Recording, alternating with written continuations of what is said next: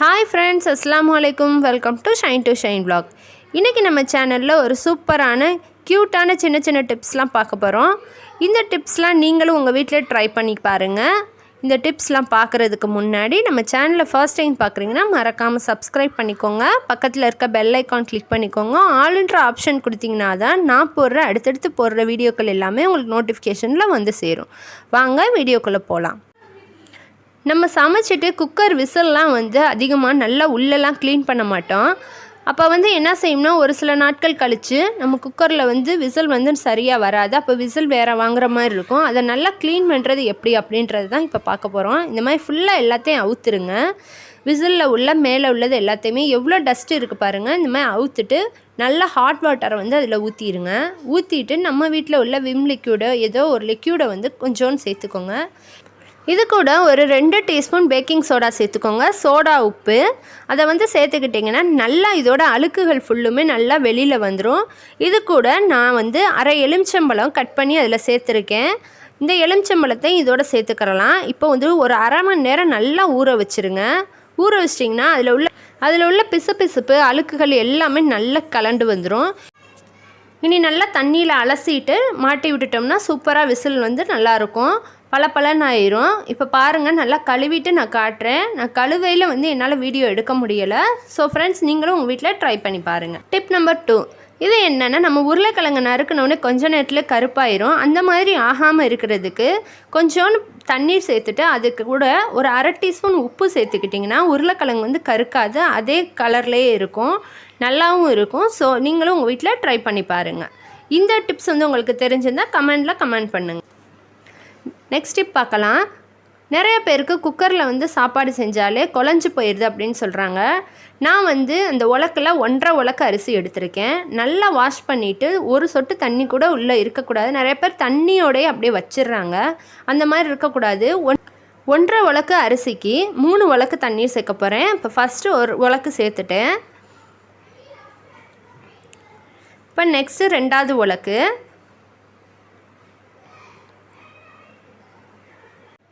இப்போ 3வது உலக்கு தண்ணி ஊற்ற போகிறோம். இந்த அளவுகளில் கரெக்டான அளவு ஊற்றணும். நம்ம கூட கொஞ்சம் ஊற்றுவோம், குறைய ஊற்றுவோம், நம்ம ஊற்றக்கூடாது. இந்த மாதிரி சாப்பாடு செஞ்சு பாருங்கள், சரியானபடி இருக்கும். ஸோ ஃப்ரெண்ட்ஸ் நீங்களும் ட்ரை பண்ணி பாருங்கள். நெக்ஸ்ட் டிப்புக்குள்ளே போகலாம். ஆப்பிள் கட் பண்ணி நம்ம பிள்ளைகளுக்கெல்லாம் வந்து குழந்தைகளுக்கு நம்ம ஸ்நாக்ஸ் டப்பாவில் கொடுப்போம். அது வந்து கலர் வந்து சேஞ்ச் ஆயிரும். நிறைய பேர் சாப்பிடாம அப்படியே கொண்டு வந்துடுவாங்க. அந்த மாதிரி ஆகாமல் இருக்கிறதுக்கு என்ன டிப்புன்னு பார்க்கலாம். தோல் எல்லாம் நீக்கிடுங்க. தோல் வேணுங்கிறவங்க தோல் வச்சுக்கலாம்.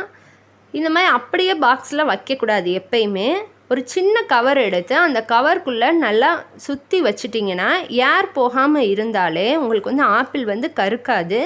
ஸோ ஃப்ரெண்ட்ஸ் நீங்களும் உங்கள் குழந்தைகளுக்கு இந்த மாதிரி நல்லா சுற்றி பிள்ளைகளுக்கு வச்சு கொடுத்தீங்கன்னா அவங்க ஸ்நாக்ஸ் டைமில் சாப்பிடையில் ரொம்ப சூப்பராகவும் இருக்கும், டேஸ்ட்டும் மாறாமல் இருக்கும்.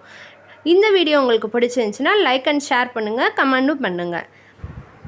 மீதமான ஆப்பிளையுமே நம்ம வந்து வெறுமனையாக அப்படியே வைக்காமல் இந்த மாதிரி நம்ம கட் பண்ணிவிட்டு ஃப்ரிட்ஜில் ஒரு கவரில் வச்சு இந்த பாக்ஸில் வச்சு ஃப்ரிட்ஜில் வச்சோம்னா மறுநாள் வரைக்கும் கூட அது அப்படியே இருக்கும். ஈவினிங் வந்து ஸ்நாக்ஸாகவும் பிள்ளைகளுக்கு நம்ம கொடுக்கலாம், டேஸ்ட்டும் மாறாது. ஸோ ஃப்ரெண்ட்ஸ் நீங்களும் ட்ரை பண்ணி பாருங்கள். நெக்ஸ்ட் டிப்புக்குள்ளே போகலாம். நம்ம வந்து எப்பயுமே இந்த மாதிரி ஸ்டிக்கர் இருந்துச்சுன்னா பிளாஸ்டிக்கில் வந்து ஸ்டிக்கர் உள்ளதை ஈஸியாக எடுக்க முடியாது. எடுக்கையில் அது என்னென்னா அசிங்கமாக பிஞ்சு வந்துடும். அதுக்கு வந்து ஈஸியான மெத்தட் என்னென்னா நம்ம வந்து அடுப்பை ஆன் பண்ணிவிட்டு ஸ்லோ ஃப்ளேமில் வச்சுக்கணும். இந்த மாதிரி 2 தடவை இப்படி லைட்டாக உள்பக்கமாக காமிச்சோம்னா மேலே உள்ள ஸ்டிக்கர் வந்து ஈஸியாக அப்படியே வந்துடும். நம்ம வெறுமனையாக நம்ம எடுக்கையில் அது கஷ்டமாகவும் இருக்கும். வேறு ஐடியாஸ் இருந்தாலும் நம்ம கமெண்ட் பண்ணுங்கள், அதையும் டிப்பாக நம்ம போடலாம். இனி இந்த பாக்ஸை வந்து நம்ம கடையில் வாங்கின மாதிரியே இருக்கும், ஏதாவது ஸ்டோர் பண்ணி வச்சுக்கலாம். நம்ம எப்பயுமே உருளைக்கிழங்க குக்கரில் வேக வைப்போம். வேக வைக்கையில் ரொம்ப குழஞ்சாப்பில் போயிடும். அந்த மாதிரி குழையாமல் இருக்கிறதுக்கு இந்த மாதிரி டிஃபன் டப்பாவில் உருளைக்கிழங்க உள்ளே வச்சுட்டு நல்லா க்ளோஸ் பண்ணிவிட்டு நம்ம குக்கருக்குள்ளே தண்ணி கொஞ்சோன்னு ஊற்றி இந்த டிஃபன் டப்பாவை அதில் வச்சு லாக் பண்ணிடணும். இப்போ 2 விசிலோ 3 விசிலோ நமக்கு தேவையான அளவு விட்டுட்டோம்னா நமக்கு தண்ணி கோர்த்து அந்த மாதிரி குழையவும் செய்யாது, நல்லாவும் வெந்திருக்கும். ஸோ ஃப்ரெண்ட்ஸ் நீங்களும் உங்கள் வீட்டில் ட்ரை பண்ணி பாருங்கள்.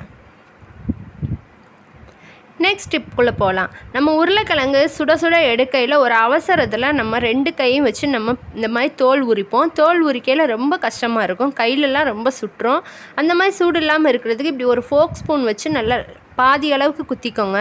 குத்திட்டு இந்த மாதிரி மெதுவாக எடுத்திங்கன்னா ஈஸியாக வந்து தோலும் உரிச்சிடலாம். சீக்கிரத்துலேயும் நம்மளுக்கு வேலையும் சுலபமாக முடியும். ஸோ ஃப்ரெண்ட்ஸ், நீங்கள் ட்ரை பண்ணி பார்த்துட்டு இது எப்படி இருந்துச்சுன்னு எனக்கு கமெண்டில் கமெண்ட் பண்ணுங்கள்.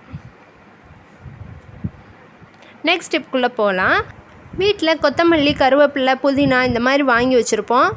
பாக்ஸில் வச்சாலோ இல்லை கவரில் வச்சாலோ ஒரு 4 நாள் 5 நாளைக்கு மேலே அது வந்து அழுகுனாப்பில் போயிடும்.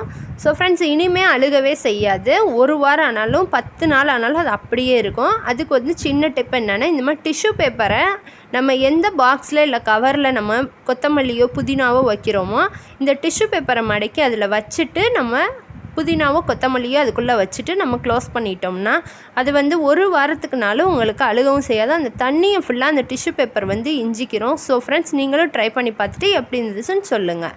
நெக்ஸ்ட் இப்போ என்னென்னா, நம்ம வீட்டில் பெரியவங்கள்லாம் இருப்பாங்க. சின்ன சின்ன எழுத்துக்கள்லாம் மருந்து பாட்டில் இல்லைன்னா மாத்திரை சிட்டையில் இருக்கும். அதெல்லாம் நமக்கு கண்ணுக்கு தெரியாது. அதுக்கு வந்து ஈஸியாக கண்டுபிடிக்கிறதுக்கு இந்த மாதிரி ஃபோனில் ஃபோட்டோ எடுத்துகிட்டு நம்ம ஜூம் பண்ணி பார்க்கையில் அது வந்து நல்ல பெரிய எழுத்துக்களாகவும் இருக்கும். யாரோட உதவியும் இல்லாமல் நம்ம பெரியவங்க வந்து ஈஸியாக வந்து அதோட நம்பர்ஸ்லாம் பார்த்துக்கலாம். அந்த மருந்தோட மாத்திரையோட பேர்களையும் பார்த்துக்கலாம். மேனுஃபேக்சரிங் டேட்டையும் பார்த்துக்கலாம். நெக்ஸ்ட் டிப்குள்ளே போகலாம். நம்ம சாம்பார், ரசம்லாம் வைக்கையில் ஹோட்டல் ஸ்டைலில் நல்ல ருசியாக வைக்கணும் அப்படின்னு நம்ம நினைப்போம். அதுக்கு வந்து கொஞ்சோண்டு அளவுக்கு வெல்லம் வந்து அதில் போட்டோம்னா நம்ம ஹோட்டல் ஸ்டைலில் ரொம்ப ருசியாகவும் இருக்கும். நீங்கள் ரசத்துக்கும் இதை ட்ரை பண்ணி பார்க்கலாம். ஃபைனலாக நம்ம கொத்தமல்லியை தூவி இறக்கிட்டோம்னா ரொம்ப டேஸ்ட்டாகவும் இருக்கும். நெக்ஸ்ட் இப்போ என்னென்னா, நம்ம இந்த மாதிரி பருப்போ இல்லை எதுவும் வேக வச்சிட்டோம்னா ஒவ்வொரு நேரம் இந்த ரப்பர் வந்து ரொம்ப சத்தாச்சிரும். என்னென்னா லூஸ் ஆயிரும், இல்லைன்னா இந்த மாதிரி விரிஞ்சுக்கிறோம். அந்த மாதிரி விரியையில் நம்ம வேறு ரப்பர் தான் வாங்கணும் அப்படின்னு நினைப்போம். அந்த கவலையே இல்லை. என்ன செய்யலான்னா, இந்த ரப்பரை எடுத்துகிட்டு நல்லா வாட்டரில் அலசிட்டு இந்த ஃப்ரீசரில் இப்படி வச்சிட்டோம்னா லூஸாக இருந்தாலும் அது நல்லா டைட்டாயிரும். நம்மளுக்கு விரிஞ்சு ஒரு மாதிரி இருந்தாலும் அது நேராக ஒன்று சொன்னாப்பில் ஆயிரும். இந்த டிப் உங்களுக்கு ரொம்ப பயனுள்ளதாக இருக்கும்னு நினைக்கிறேன். நெக்ஸ்ட் டிப்குள்ளே போகலாம். சப்பாத்தி போடையில் எப்போயுமே நம்ம சப்பாத்தி தேய்ச்சோம்னா ஒரு பிளேட்டில் எதுலையாவது வைப்போம். அந்த மாதிரி வைக்கையில் வெறுமனையாக எப்போயுமே வைக்கக்கூடாது. லைட்டாக வந்து மாவை தூவி விட்டுட்டு இந்த சப்பாத்தியை வந்து நம்ம தேய்ச்சி வச்சோம்னா ஒட்டவும் செய்யாது, திரும்ப எடுக்கையில் நமக்கு பிய்யவும் செய்யாது. திரும்ப நம்ம அவசரத்தில் நம்ம வேகமாக காலையில் நம்ம செய்வோம். அந்த மாதிரி இருக்கையில் ஒன்றுக்கு மேலே ஒன்று வைக்கையில் இன்னொருக்கா அந்த சப்பாத்தி மேலேயும் மாவு வந்து தூவி விட்டுட்டு வைக்கணும். வச்சோம்னா ரொம்ப ஈஸியாக எடுக்க வரும். சீக்கிரமாகவும் உங்களுக்கு வேலையும் முடியும். ஒரு சில நேரம் என்ன செய்யும்னா அது ரெண்டுமே இப்படி ஒட்டிக்கவும் செய்யும், எடுக்க வராது. அதுக்கு எடுக்கிறேன்னு சொல்லி 2 வேலையாக்கி விட்டுரும். அந்த மாதிரி இருக்கையில் கவலைப்பட வேணாம். தோசை தவாவை வந்து நல்லா சூடு பண்ணிவிட்டு அது மேலே இந்த சப்பாத்தியை வந்து போட்டுட்டிங்கன்னா ஒரு 2 மினிட்ஸ் மட்டும் முன்னாடி பின்னாடி திருப்பி விட்டுருங்க. திருப்பி விட்டுட்டு நீங்கள் எடுக்கையில் என்ன செய்யணும்னா ரொம்ப லேஸாகவும் ஈஸியாகவும் வரும். அதுக்கப்புறமா நீங்கள் சப்பாத்தியை வந்து ஈஸியாக நீங்கள் போட்டுக்கலாம். இப்போ பாருங்கள், வீடியோவில் பார்க்கையிலே உங்களுக்கு தெரியும் எவ்வளோ ஈஸியாக வருதுன்னு. இதுவே பச்சை மாவா நீங்கள் எடுக்கையில் எப்படி இருந்திருக்கும்னா ஒட்டிக்கிறோம், அப்புறம் திரும்ப ரோல் பண்ணி தான் நீங்கள் செய்யணும். ஸோ ஃப்ரெண்ட்ஸ், நான் போட்ட வீடியோக்கள் எல்லாமே உங்களுக்கு பயனுள்ளதாக இருக்கும்னு நினைக்கிறேன். நீங்களும் உங்கள் ஃப்ரெண்ட்ஸ் அண்ட் ஃபேமிலி கூட ஷேர் பண்ணிக்கோங்க. கமெண்டில் கமெண்ட் பண்ணுங்கள். உங்களுக்கு எதுவும் ஐடியாஸ் இருந்தாலும் என்னோட கமெண்ட் செக்ஷனில் கமெண்ட் பண்ணுங்கள். இந்த வீடியோவில் எதுவும் பிடிச்சிருந்துச்சு பிடிக்கலை அப்படின்ட்டு இருந்தாலும் கமெண்ட் பண்ணுங்கள். ஸோ ஃப்ரெண்ட்ஸ், நீங்கள் போடுற ஒவ்வொரு லைக்ஸும் எனக்கு ரொம்ப முக்கியமானது. அப்போனா தான் திரும்ப வீடியோஸ் போட எனக்கு ஒரு மோட்டிவாக இருக்கும். ஸோ ஃப்ரெண்ட்ஸ், இந்த வீடியோ உங்களுக்கு பிடிச்சிருந்துச்சுன்னா லைக் பண்ணுங்கள், ஷேர் பண்ணுங்கள், கமெண்ட் பண்ணுங்கள். மறக்காமல் சப்ஸ்கிரைப் பண்ணுங்கள். தேங்க்ஸ் ஃபார் வாட்சிங்.